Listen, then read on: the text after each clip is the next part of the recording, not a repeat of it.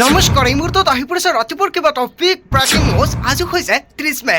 1 জুনৰ পৰা অসমৰ লগতে ভাৰতবৰ্ষত সলনি হ'ব বহুকেইটা নতুন নিয়ম। অৰুণোদয়ৰ প্ৰতিজন হিতাধিকাৰী একাউণ্টত 550 টকাৰ পৰিৱৰ্তে 3000 টকা সোমাব। যদি আপুনি চৰকাৰী কৰৰ বাবে জিঅ'ডিং কৰিছে, সকলোৰে একাউণ্টত চৰকাৰী কৰৰ প্ৰথম কিস্তিৰ টকা ৰিলিজ কৰি দিব অসমৰ মুখ্যমন্ত্ৰী ডক্টৰ হিমন্ত বিশ্ব শৰ্মাই। দেশৰ কোটি কোটি কৃষকৰ বাবে অত্যন্ত ভাল খবৰ। 23 নং কিস্তিত 2000 টকা নহয়, একেলগতে 4000 টকা সোমাই দিব। আত্মসহায়ক প্ৰতিজন মহিলাৰ বেংক একাউণ্টত 25000 টকা সোমাব। যদি আপুনি 10000 টকা চেক পাইছে, অতি শীঘ্ৰে কৰক এইকেইটা গুৰুত্বপূৰ্ণ কাম। ৰেচন কাৰ্ড থাকিলে 1 জুনৰ পৰা নতুন নিয়মেৰে সংগ্ৰহ কৰক ৰেচন, অন্যথা ৰেচন কাৰ্ডৰ পৰা নাম কৰ্তন কৰা হ'ব। লগতে কেইবাটাও ৰাজনৈতিক খবৰৰ লগতে অৰাজনৈতিক খবৰ যুগুত কৰা হৈছে। আজিৰ দিনটোত গোটেই অসম তথা ভাৰতৰ বিভিন্ন প্ৰান্তৰ পৰা যুগুত হৈছে কেইবাটাও ডাঙৰ খবৰ। এনেবোৰ খবৰ নিতৌ পাই থাকিবলৈ চেনেলটি ছাবস্ক্ৰাইব কৰি ভিডিঅ'টো এটা লাইক কৰিবলৈ নাপাহৰিব। আজিৰ আমাৰ প্ৰথম খবৰ গুৰুত্বপূৰ্ণ খবৰ হৈছে অসমবাসীৰ বাবে এটা ডাঙৰ খবৰ। 1 জুনৰ পৰা দেশত আহিব 5টাকৈ নতুন পৰিৱৰ্তন। 1 জুনত ঘৰৰ পৰা ওলাওঁতে সাৱধান হওক, কিয়নো অসমৰ লগতে ভাৰতবৰ্ষত কেইবাটাও নতুন নিয়ম সলনি হ'ব। বিত্তীয় আৰু ব্যৱসায়িক নিয়ম সলনি হ'ব 1 জুনৰ পৰা। দেশবাসীৰ জীৱন যাপনত পৰিব ভয়ংকৰ প্ৰভাৱ। LPG চিলিণ্ডাৰৰ দামৰ পৰা বেংকিং নিয়ম আৰু চ'লাৰ আৰু পশুপালন আঁচনিলৈকে সকলোতে হ'ব বৃহৎ সাল সলনি।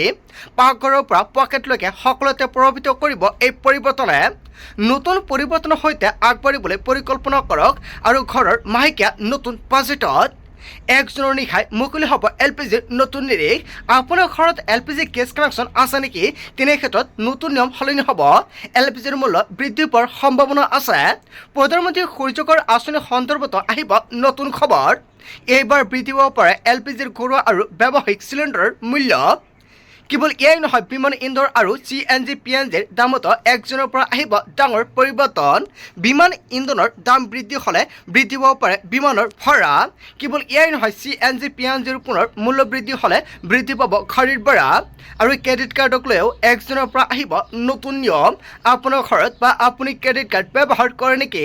ক্ৰেডিট কাৰ্ডৰ ৰিৱাৰ্ড পইণ্ট আৰু মাচুলৰ গাঁথনি সংশোধনৰ বাবে বহুকেইটা বেংকে সলনি কৰিব ক্ৰেডিট কাৰ্ডৰ নতুন নিয়ম। 1 জুনৰ পৰা ড্ৰাইভিং লাইচেন্স লোৱাৰ প্ৰক্ৰিয়া সহজ হৈ পৰিব। যদি আপোনাৰ ড্ৰাইভিং লাইচেন্স নাই, আপুনি 1 জুনৰ পৰা অতি সহজতে ল'ব পাৰিব ড্ৰাইভিং লাইচেন্স।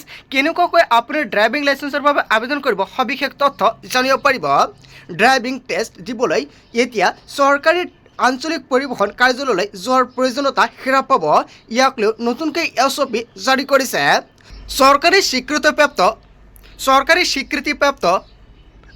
চৰকাৰী স্বীকৃতিপ্ৰাপ্ত ব্যক্তিগত ড্ৰাইভিং টেষ্টিং স্কুলত আপুনি টেষ্টত উত্তীৰ্ণ হ'লে সেই প্ৰমাণপত্ৰৰ আধাৰতে লাভ কৰিব লাইচেন্স। PM সূৰ্যকৰ চলাৰ আঁচনিৰ পৰিৱৰ্তনক লৈ চৰকাৰে গ্ৰহণ কৰিছে সিদ্ধান্ত। ফ্ৰী বিজুলীৰ ৰাজসাহায্য আৰু পঞ্জীয়নৰ নিয়মত অনা হ'ব সাল সলনি। 1 জুনৰ পুৱাৰে পৰা এই নিয়মসমূহ সমগ্ৰ দেশতে হ'ব কাৰ্যকৰী হয়। 1 জুনত অসমৰ লগতে ভাৰতবৰ্ষত আৰু কেইবাটাও নতুন নিয়ম সলনি হ'ব। কি নিয়ম সলনি হ'ব নিশ্চয় আপুনি কমেণ্ট কৰি জনাই দিয়ক, নেক্সট ভিডিঅ'ত জনাই দিম। তাৰপিছত অসমবাসী ৰাজ্যক জনাইছে আমাৰ পৰৱৰ্তী খুবেই গুৰুত্বপূৰ্ণ খবৰ। লগতে এটা ডাঙৰ খবৰ, বাল্য বিবাহৰ বিৰুদ্ধে একশ্যন মোডত চৰকাৰ। শীঘ্ৰে বাল্য বিবাহৰ বিৰুদ্ধে ৰাজ্যত চলিব ভয়ংকৰ অভিযান। বাল্য বিবাহ কৰা কোনো লোক হাৰি নাযাব। এতিয়াৰ পৰা কন্যা শিশুৰ ভৱিষ্যত নষ্ট কৰা কোনো লোককে ৰেহাই দিয়া নহ'ব। চৰকাৰৰ ফালৰ পৰা বৃহৎ সিদ্ধান্ত গ্ৰহণ কৰিছে। বিদ্যালয়ৰ বেলৰ শব্দই হওক আৰু কন্যা শিশুৰ আগবঢ়াৰ বাৰ্তা। বিয়াৰ বেণ্ড পাতি নহয়, এতিয়াই শিক্ষাৰ বাবে হওক কন্যা শিশুৰ আগ্ৰহ। কন্যা শিশুৰ বাবে এতিয়া মাইলৰ খুঁটি কেৱল বিদ্যালয়ৰ বেলহে। বাল্য বিবাহৰ সমাজত স্থান নাই, চৰকাৰৰ স্পষ্ট সকিয়নি। ওচৰতে বিয়াৰ বান্ধোন নহয়, সপোন পূৰণৰ বাবে বিদ্যালয়লৈ পঠিয়াওক আৰু অপৰাধীৰ বিৰুদ্ধে আৰক্ষীৰ কঠোৰ ব্যৱস্থা। বাল্য বিবাহ বন্ধ কৰিবই লাগিব। ৰাজ্যৰ প্ৰতিটো চুকত বাল্য বিবাহ বন্ধ কৰিবলৈ একশ্যন মোডত নামিছে চৰকাৰ প্ৰশাসনে। বাল্য বিবাহ নহয়, কন্যা শিশুক দিয়ক শিক্ষাৰ অধিকাৰ। এনেকুৱাকৈ কেইবাটাও নতুন নিয়ম সলনি হ'ব 1 জুনৰ পৰা। তাৰপিছত অসমবাসী ৰাজ্যক জনাইছে আমাৰ পৰৱৰ্তী খুবেই গুৰুত্বপূৰ্ণ খবৰ। লগতে এটা ডাঙৰ খবৰ, ৰেচন কাৰ্ডৰ হিতাধিকাৰীলৈ ডাঙৰ খবৰ আহি পৰিছে। যদি আপোনাৰ ৰেচন কাৰ্ড আছে তেনে ক্ষেত্ৰত জানি লওক, 1 জুনৰ পৰা আপুনি কেইবাটাও নতুন নিয়মেৰে ৰেচন সংগ্ৰহ কৰিব লাগিব। নতুন নিয়মেৰে একেলগতে পাব 4বিধ সামগ্ৰী। নাপালে কল কৰক অনলাইন 67 নম্বৰতে। ফ্ৰী চাউলৰ লগতে 100 টকা দিলে পাব আপুনি 1 কেজিকৈ দালি, চেনি আৰু নিমখ। নতুন নিয়মেৰে সংগ্ৰহ কৰক ৰেচন। ৰেচন সংগ্ৰহৰ সময়ত ফিংগাৰ প্ৰিণ্ট দিয়াটো বাধ্যতামূলক। ৰেচন লোৱাৰ পাছতে সংগ্ৰহ কৰক ৰচিদ। ৰেচন লোৱাৰ পাছতে সংগ্ৰহ কৰক ৰচিদ। ই পোষ্ট মিছনত সৃষ্টি হোৱা ৰচিদ ল'ব লাগিব হিতাধিকাৰীসকলে। 1 গ্ৰাম চাউল কমকৈ দিলে দিয়ক আপুনি অভিযোগ। ছেভ কৰি ৰাখক হেল্পলাইন নম্বৰ। হেল্পলাইন নম্বৰটো হৈছে 1800345369 ফোন কৰি দিব পাৰিব অভিযোগ।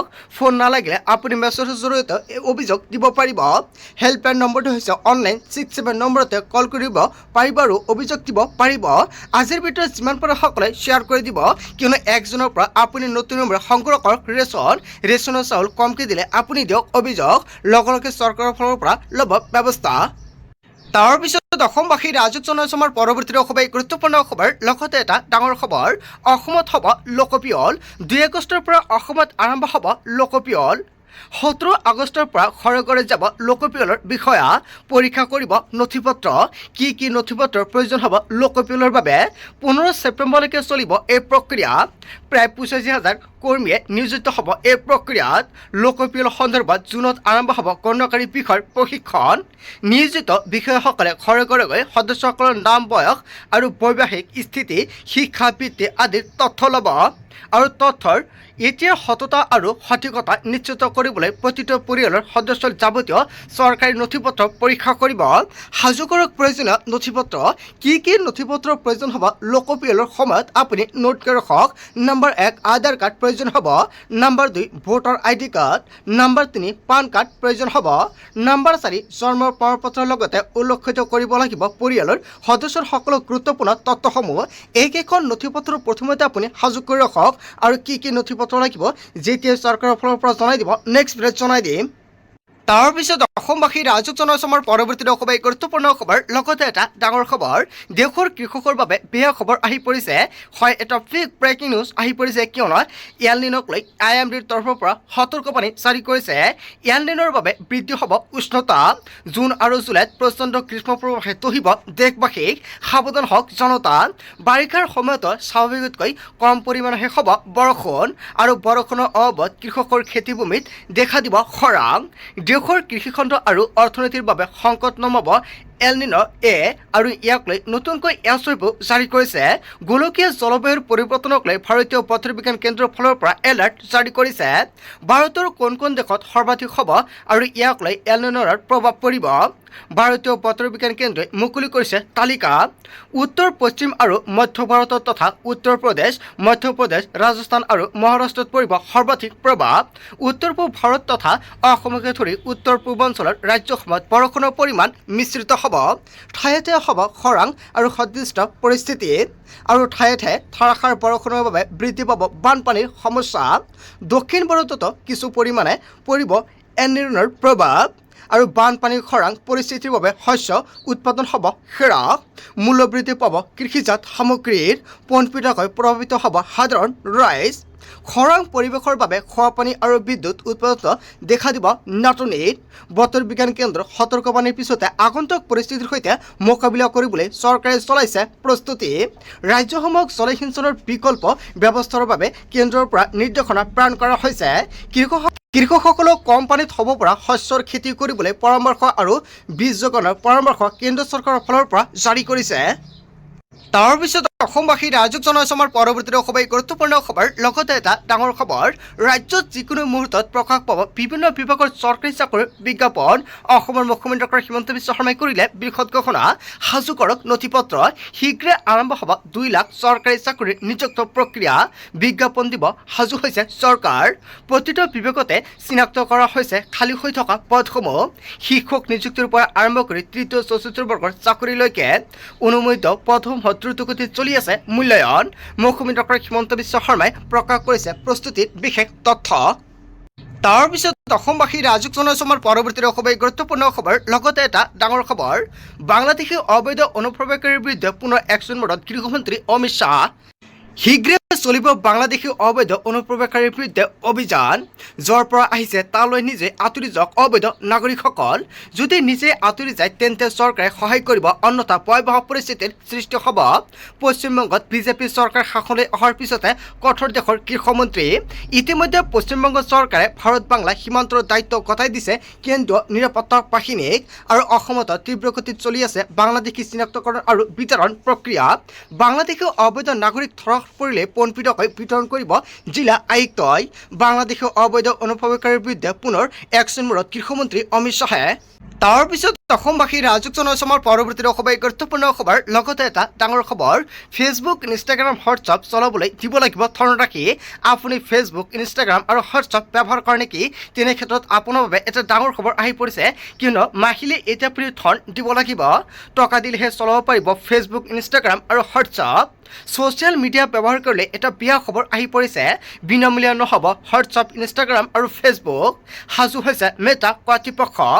মেটাই সাজু কৰিছে এতিয়া পেড ছাবস্ক্ৰিপশ্যন প্লেন, আৰু যাৰ জৰিয়তে প্ৰিমিয়াম সুবিধা লাভ কৰিব প্ৰতিগৰাকী ব্যৱহাৰকাৰীয়ে। মাৰ্কেটত আহি আছে হোৱাটছআপ প্লাছ আৰু ইনষ্টাগ্ৰাম প্লাছ, আহি আছে ফেচবুক প্লাছ। ইনষ্টাগ্ৰাম প্লাছ আৰু ফেচবুক প্লাছৰ মাহিলী মাচুল 340 টকা দিব লাগিব, আৰু হোৱাটছআপ প্লাছ মাহিলী মাচুল দিব লাগিব 255 টকা। পিছে নিয়মীয়াকৈ এপবোৰে একেদৰে চলি থাকিব। নতুন সংস্কৰণত আৰু অত্যাধিক সা সুবিধা লাভ কৰিব ব্যৱহাৰকাৰীয়ে। ফেচবুক, ইনষ্টাগ্ৰাম, হোৱাটছআপ চলাবলৈ দিব লাগিব ধনৰাশি।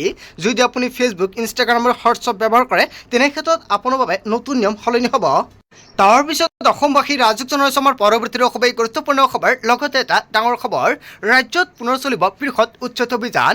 সৰ্ববৃহৎ উচ্ছেদ অভিযানৰ বাবে প্ৰস্তুতি আৰম্ভ কৰিছে মেৰাপানী 2 নং নেগেৰী বিলত চলিব বৃহৎ উচ্ছেদ অভিযান। সাজু হৈছে বিশাল আৰক্ষী বাহিনী আৰু বন বিভাগ। ন্যায়ালয়ৰ নিৰ্দেশৰ পিছতে বেদখলকৃত অঞ্চলত পৰিদৰ্শন। বন বিভাগৰ মুখ্য MK যাদৱ আৰু জিলা আয়ুক্তই পৰিদৰ্শন কৰে অঞ্চলটোত। অসম নাগালেণ্ড সীমান্তৰ মেৰাপানী নেগেৰী বিলত উচ্ছেদিত অঞ্চলত পৰিদৰ্শন আৰু অঞ্চলটোৰ সামগ্ৰিক পৰিস্থিতিত বুজ লয় জ্যেষ্ঠ বিষয়াসকলে। অবৈধ দখল বা পুনৰ ঘৰ স্থাপনৰ চেষ্টা ৰোধ কৰিবলৈ প্ৰশাসনৰ কঠোৰ স্থিতি। ৰাজ্যত পুনৰ চলিব উচ্ছেদ অভিযান। বন্ধু বান্ধৱীসকল, গোটেই অসম তথা ভাৰতৰ বিভিন্ন প্ৰান্তৰ পৰা যুগত হৈছে কেইবাটাও ডাঙৰ খবৰ। এনেবোৰ খবৰ নিতৌ পাই থাকিবলৈ চেনেলটি ছাবস্ক্ৰাইব কৰি ভিডিঅ'ত এটা লাইক কৰিবলৈ নাপাহৰিব। চ' থেংক ইউ ফৰ ৱাচিং ফুল ভিডিঅ'।